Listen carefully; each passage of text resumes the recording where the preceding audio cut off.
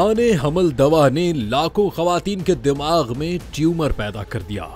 सेहत एक कीमती नेमत है और जब बात खवातीन की सेहत और नस्ल इंसानी की हो तो हर दवा और इलाज का इंतखाब निहायत एहतियात का मुतकाजी होता है। हालिया खबरों में एक माने हमल इंजेक्शन डेपो-प्रोवेरा से मुतालिक ऐसे इंकशाफात सामने आए हैं जिन्होंने सैकड़ों खवातीन को तशवीश में मुब्तला कर दिया है। मुताद्दिद तहकीकात और माहिरीन की आरा के मुताबिक ये दवा दिमागी रसूली मैनीन्यूमा जैसे मुहलिक असरात से जुड़ी हो सकती है।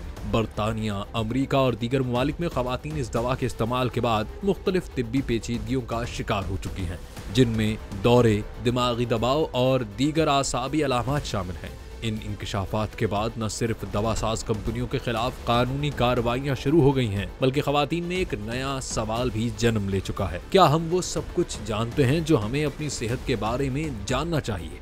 ये मजमून इसी हसास मौजू पर रोशनी डालता है और आपको मुकम्मल मालूमात फराहम करता है ताकि आप अपने लिए बेहतर और महफूज इंतखाब कर सकें।